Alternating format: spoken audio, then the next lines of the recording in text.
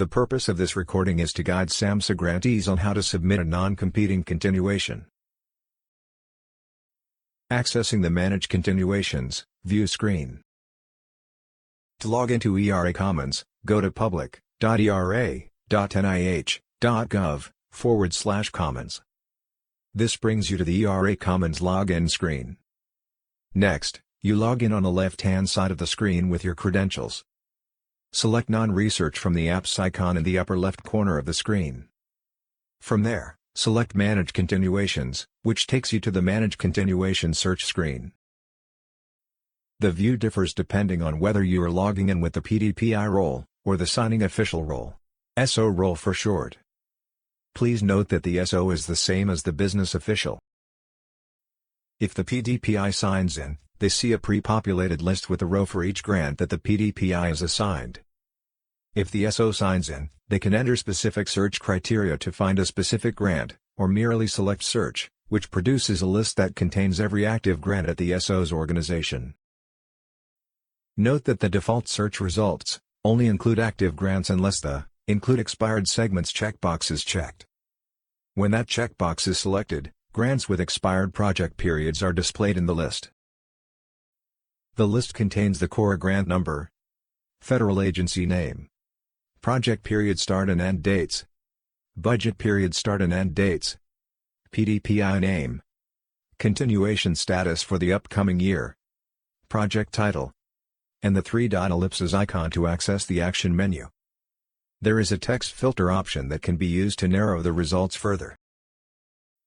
Click the three-dot ellipses icon, then click View Continuations to navigate to the Manage Continuations view screen. On this screen, you see detailed information for each budget period or support year that is left in the project period or segment. For years where you have not submitted a non-competing continuation yet, you see information populated for the support year, status, open date, and due date columns, as well as the three-dot ellipses icon to access the action menu. For years where you have submitted a non-competing continuation already, then you also see information populated for the application number, grants.gov tracking number, and submitted date columns. How to initiate non-competing continuation applications. For years where you have not submitted a non-competing continuation yet, click the three-dot ellipses icon, then click Initiate Application in Assist. Note that you are only able to initiate a new non-competing continuation when the continuation status is due, i.e., within the open and due date range, or late, i.e., after the due date, but before the current budget period end date. Also note that if you have already initiated a non-competing continuation, then the drop-down option says, Edit Continuation in Assist. After you make your selection, you are directed to the Application Submission System and Interface for Submission Tracking, or Assist, where you complete and submit your non-competing continuation. The default landing page in Assist is the Application Information screen, where you find information about the application. Along the top of the Application Information screen, you see the forms that are required to be completed. Specific guidance on how to fill out the forms is contained in SAMHSA's Continuation Guidance, which is emailed directly to the VO and PD, as well as posted on the SAMHSA Continuation website.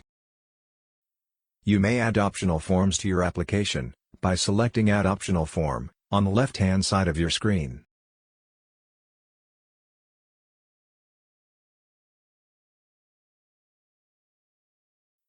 As you navigate through the forms, you see that some data fields have been pre-populated for you, based on your prior award record. Some of those fields are editable, and some are not. For example, on the SF424 cover form, the type of application is not editable. For non-competing continuations, the continuation field is selected. As you move through each form and save your progress, the system alerts you to fields that are required to be entered. Click on the links to directly navigate to those fields. Complete the rest of the forms including sites, budget non-construction, budget narrative attachment, project narrative, and other narrative attachments, before proceeding to submission. How to submit non-competing continuation applications. After you complete all of the forms in your application, you need to select Update Submission Status on the left-hand side of the screen, and change the status to Ready for Submission. At this point, Assist runs the validations to ensure that there are not any errors that have to be corrected before submission. After all the errors have been cleared, an individual in your organization with AOR, or Authorized Organization Representative credentials, goes to the Application Information screen, the Summary tab, and submits the application. After the application is successfully submitted, it is sent to grants.gov, and then to ERA for processing. Both the grantee and federal staff members receive an email confirming receipt of the application, and the continuation status for this grant is changed to Submitted.